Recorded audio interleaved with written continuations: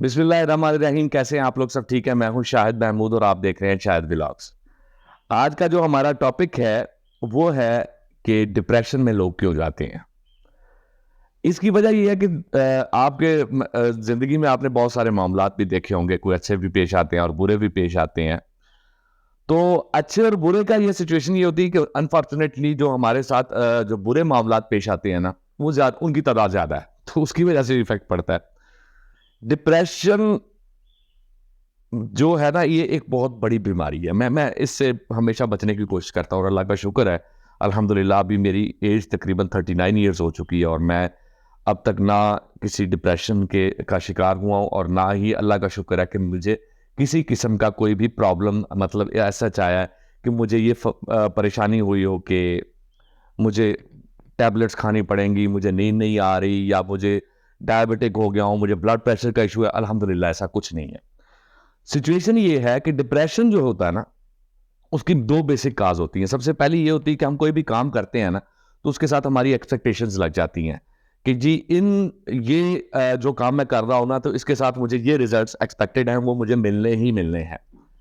और ये माइंडसेट होता है।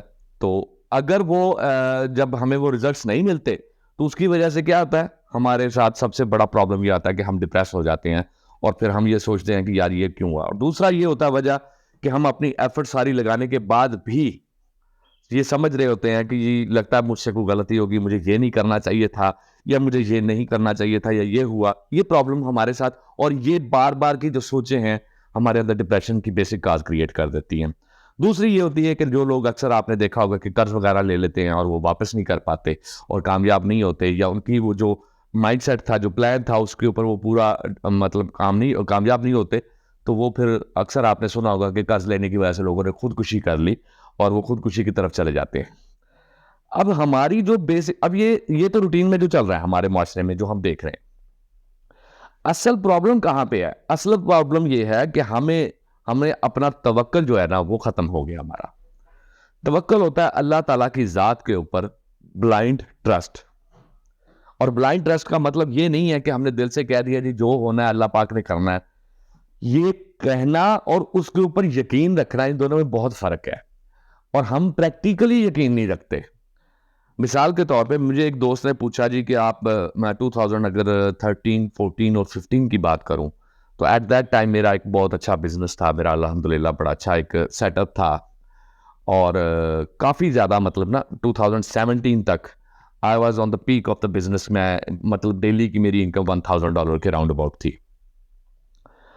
फिर एक वक्त आया, हम उम्रा करके वापस आए और आने के बाद एक दोस्त थे जिनकी वजह से मुझे थाईलैंड जाना पड़ा। थाईलैंड गए तो वहाँ पे बिजनेस सेटअप स्टार्ट किया। मिस कमिटमेंट्स उनकी तरफ से इतनी हुई कि मुझे खुद अपना वो जो है ना कैपिटल इन्वेस्ट करना पड़ा। और सारा सेटअप जो है वो मेरे ऊपर ही आ गया। जब बर्डन मुझ पे आया तो आई न्यू दैट कि I am not gonna just comply with that without the team. तो जो टीम थी मेरे साथ, वो due to their personal reasons या पर्सनल इंटरेस्ट या कुछ भी उनको कह ले, ये उनका पर्सनल डिसीजन था कि they got detached from my team और I was standing alone over there. उसका रिजल्ट क्या निकला कि मुझे तकरीबन 8 मिलियन का नुकसान हुआ और मैं वापस आ गया अपने घर विद फैमिली। वहाँ पे हम रहते थे।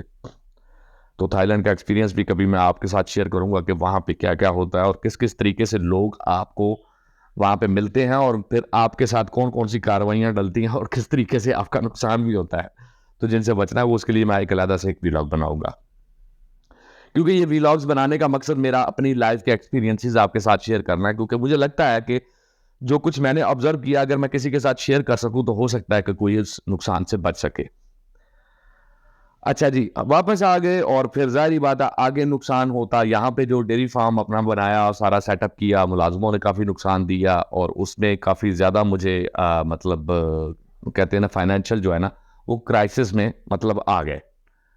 अब उस फाइनेंशियल क्राइसिस की वजह से जो मेरे अपने थे, उन लोगों ने मेरे साथ आंखें फेरना शुरू कर दी।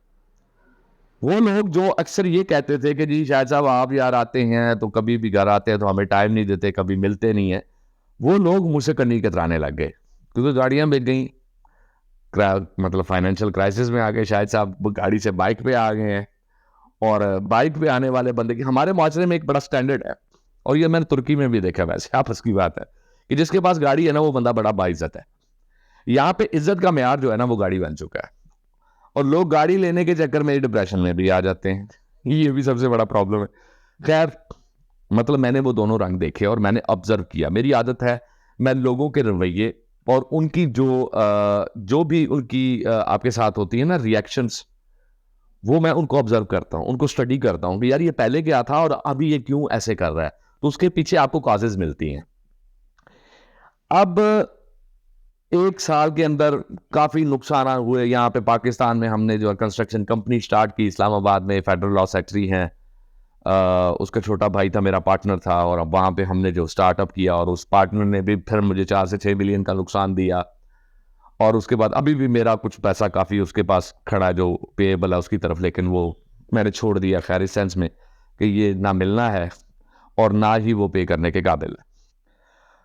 हुआ ये कि हमने जब कोरोना आया तो घर पे आ गए। घर में हमने अपना यही घर है मेरा जहाँ पे मैं अपनी वीडियोस भी बनाता हूँ, और मैंने लास्ट 1-2 वीडियोस में आपको दिखाया भी है कि घर का छोटा मोटा सेटअप क्या है हमारा। अल्लाह का शुक्र है कि छोटी सी एक जन्नत अल्लाह पाक ने हमें इनायत की है।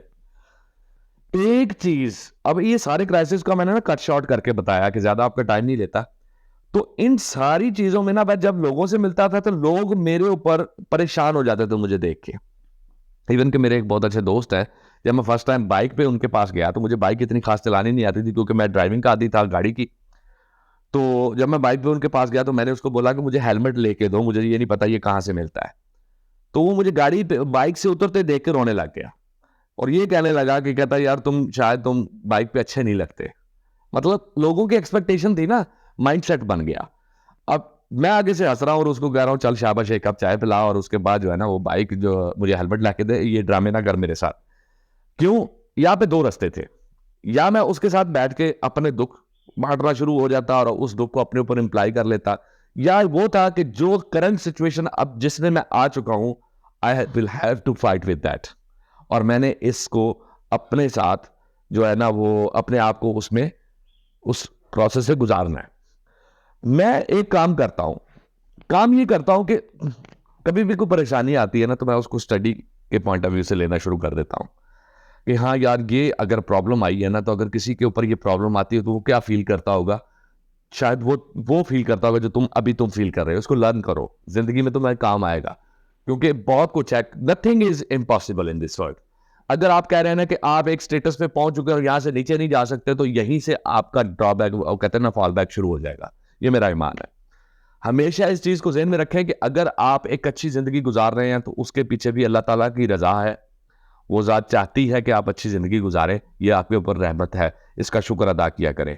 और अगर आप ये समझते हैं कि मैं अगर बुरे वक्त में फंस चुका हूं तो ये सारा जो है ना वो मेरी की ना क्या नाम लेते हैं, मुझे फलां ने कर दिया और मुझे उसने धोखा दे दिया, उसने नुकसान कर दिया, नहीं, उसमें भी अल्लाह पाक की रजा ही है कि वो ज़ात चाहती है कि आपको उस भट्टी से गुजारा जाए ताकि आपके लिए एक बेहतर मुस्तकबिल बनाया जा सकता हो, जिसके लिए आपको तैयार किया जाता है। फाइटर को क्या किया जाता है? फाइटर कैसे तैयार होता है? फाइटर को पहले मुशक्कतें करवाई जाती हैं, उसको अजियतें दी जाती हैं, उसको थकाया जाता है, उसको बड़ी बड़ी जो है ना वो एक्सरसाइजेज से गुजारा जाता है जिसमें उसकी चीखें निकल जाती हैं। जब वो सारी वो मनाजिल पार कर जाता है, वो तकलीफें सारी बर्दाश्त करके निकल जाता है, तो फिर at the end of the time वो जो उसका मास्टर होता है ना, वो उसको कहता है कि ही इज द वन जिसने मेरे सारे टेस्ट पास किए और अब ये एक बहुत अच्छा फाइटर है। फौजी की ट्रेनिंग ले लें, आप मुजाहिद की ट्रेनिंग ले लें, आप कराटे की ट्रेनिंग ले लें, आप किसी भी स्ट्रगलर की ले लें। तो ये सारी चीज़ें फिजिकल मैं बता रहा हूँ ना, ये स्कूल में को अच्छे स्टूडेंट्स हैं, कितनी मुशक्कत से वो स्टडीज़ करते हैं, सारी सारी रात जागते हैं, सारा कुछ करते हैं। जब डिग्री मिल जाती है देन वो कह सकता है कि now I am considered as a bright student, और मेरा एक फ्यूचर सेफ हो गया क्योंकि मैंने अपनी स्टडीज़ कंप्लीट कर ली है। तो उसमें सबसे जो बड़ी चीज़ होती है ना, अब वो रिजल्ट्स होते हैं, जो भी आपकी एफर्ट्स हैं। इन एफर्ट्स के बाद एक चीज़ हमेशा ज़हन में रखें कि आपका अल्लाह पाक की ज़ात के ऊपर तवक्कुल ने हमेशा, मुझे अल्लाह का शुक्र है अल्हम्दुलिल्लाह मेरी उम्र इस वक्त 39 ईयर्स हो चुकी है और आप लोगों के सामने हूँ, हटा कटा बैठा हूँ, और अल्हम्दुलिल्लाह ना मुझे कोई डिप्रेशन है, ना मुझे कोई ब्लड प्रेशर का मसला, ना मुझे कोई डायबिटिक कोई इश्यूज़, ना मुझे अल्लाह पाक ने कोई ऐसी बीमारी लगाई जिसकी वजह से मैं मेडिकेशन पे चल रहा हूँ, तो उसकी बेसिक वजह क्या है? उसकी वजह यही है कि अगर अच्छा वक्त आया तो यही सोचा कि या अल्लाह ये आपकी तरफ से है, मैं अगर इसके आपने मुझे इसके काबिल समझा है तो मुझे मेरी अकल में इतनी ज़रूर रखना कि मैं तकब्बुर या अपनी अना में ये ना समझने बैठ जाऊं कि ये अच्छा वक्त मेरी अपनी एफर्ट की वजह से आया है, ये सिर्फ अल्लाह ताला की ज़ात की करम की वजह से है, और ये बात मेरे ज़हन में रहे। ये दुआ करते रहना चाहिए। और अगर बुरा आया है तो या अल्लाह पाक, अगर मुझ पे ये बुरा वक्त आ गया है तो आपने फरमाया कुरान पाक में कि मैं किसी भी इंसान पर उतना वजन नहीं डालता जितना उसको उठाने की ताकत उसमें नहीं है। तो उसकी वजह से मेरा ईमान है कि अगर आपने मुझ में ये वक्त वजन डाला है तो मुझ में ये ताकत मौजूद है, बस वो मुझे ताकत जो है उसको आइडेंटिफाई करने की अक्ल दे दीजिए और मेरे साथ इतनी सपोर्ट कर दीजिए कि मैं इसको बर्दाश्त कर सकूं। तो उसके बाद क्या होता है? उसके बाद यही होता है कि इंसान मुतमिन हो जाता है, फिर वो जो हो रहा होता है उसको भी देखता है और फिर जो होने वाला होता है उसके लिए भी अपने आप को मेंटली तैयार कर लेता है। तो तवक्कुल एक बहुत बड़ी चीज है। एक बात ज़हन में रखिएगा, कुरान पाक में अल्लाह ताला ने इरशाद फरमाया है कि हमने तुम पर वो इम्तिहान या वो आजमाइशें तो डाली ही नहीं जो तुमसे पहली कौमों पर डाली थी। उसकी वजह क्या है कि अल्लाह ताला ने हमारे साथ अभी भी, अगर आप किसी भी सिचुएशन में हैं, किसी भी सिचुएशन में हैं, मैं सिंपली एक बात कर रहा हूं, उस सिचुएशन को अपने ज़हन में रखिएगा कि आप ये बात अपने ईमान में रखिएगा कि जो पहली कौमें थी उनके उनके ऊपर इससे भी बुरी सिचुएशन थी, क्योंकि कुरान पाक कह रहा है। और ये जब होगा तो आपको फिर हौसला मिलेगा कि नहीं। मिसाल देता हूं, एक छोटी सी मिसाल के साथ मैं क्लियर कर देता हूं, क्योंकि आपको पता है कि मैं हवा में बातें करने का आदी नहीं हूं, तो मैं प्रैक्टिकली समझाने की कोशिश करता हूं। जितने भी व्यूअर्स इस वक्त मेरी इस वीडियो को देख रहे होंगे और ये बात सुन रहे होंगे, तो क्या कभी किसी के साथ ऐसा वक्त पेश आया कि आपको अपने पेट पर पत्थर मारने पड़े और फिर मजदूरी करनी पड़ी हो? मेरा नहीं ख्याल किसी को मैंने आज तक देखा है। अगर कोई हो तो वो कमेंट में जरूर बताए कि मैंने पत्थर बांधे थे। हाँ, हो सकता है थोड़ी बहुत भूख कभी बर्दाश्त करनी पड़ जाए, वो तो रोजे में भी हम कर लेते हैं, ठीक है। तो ये जो चीज है, वो पत्थर बांधने की नौबत नहीं आई, दैट मीन कि वो पहले वालों पे, हमारे असहाबा किराम पर आई थी, सरकार अलैहिस्सलातु वस्सलाम के सहाबा पे आई थी। सरकार अलैहिस्सलातु वस्सलाम की जात अक़दस पर ये वक्त आया था जब ग़ज़वा खंदक था, तो उन्होंने पेट पर पत्थर बांधे थे। हमने तो नहीं बांधे अभी तक। अगर हमने नहीं बांधे तो दैट मीन कि अल्लाह पाक ने हमें उस उतनी आज़माइश नहीं अभी डाली कि हमें पत्थर बांधने की नौबत आ जाए। तो उसका शुक्र अदा किया करें कि या अल्लाह तेरा शुक्र है कि तुमने उस लेवल की आजमाइश हम पर नहीं अभी तक डाली। तो कोशिश किया करें, जब भी कोई कामयाबी हो, जब भी कोई नुकसान हो, उस जात का, उसका तमाम महवर अपनी जात को हटाकर अल्लाह पाक की जात को रखें, नो मैटर कि आप लोगों के साथ किसने क्या किया। देखें, मेरा ये ईमान है कि अगर आपके साथ कोई बुरा कर रहा है ना, तो उसकी भी वजह यही है कि अल्लाह पाक की जात चाहती है कि वो उसके साथ बुरा करे। कोई आपके साथ खुद बुरा नहीं कर सकता, ये बात ज़हन में रखिएगा। इसी यही मेरा आज का पैगाम था, जो मेरा माइंड था कि आप लोगों के साथ शेयर करूं। और जब ये आप करना शुरू करें, और ये एक लेसन है, मिसाल के तौर पे अभी आपने सुन लिया, कुछ अरसे बाद हम भूल जाएंगे। तो इन चीजों को दोहराते रहना चाहिए। जैसे हम बच्चों को पढ़ाते हैं ना, तो हम कहते हैं चलो जी रिपीट करो, फिर रिपीट करो, रिपीट करते जाओ। वो एक टाइम आएगा कि आपके माइंड में ये चीजें बैठ जाएंगी, आपका माइंड उसका आदी हो जाए। तो ये रिपीट किया करें ये बातें कि जो हो रहा है अल्लाह ताला की जात की तरफ से हो रहा है, और जो बेहतर होगा वो भी उसकी जात की रजा के साथ होगा, और जो मैं चाहता हूं वो भी उसकी रजा के साथ ही मुझे मिल सकता है, अदरवाइज नहीं मिल सकता। चाहे मेरे पास जितना मर्जी टैलेंट है, जितनी मर्जी रिसोर्सेज हैं, वो किसी काम नहीं आएंगे। इसके साथ ही आज की वीडियो को हम कंप्लीट करते हैं, और आपसे वही पुरानी दरख्वास्त, हमारे चैनल को सब्सक्राइब करें, और अगर वीडियो अच्छी लगे तो इसको शेयर ज़रूर किया करें, कि हम ये चाहते हैं कि हम ये जो चीज़ें हम डिस्कस कर रहे हैं ये ज़्यादा से ज़्यादा लोगों तक पहुँचे, तो हो सकता है किसी की बेहतरी हो जाए। हमारा कंसेप्ट यही है। और कमेंट में अपनी राय ज़रूर दिया करें। दुआ में याद रखिएगा, इस चैनल का ख्याल रखिएगा। अल्लाह हाफ़िज़।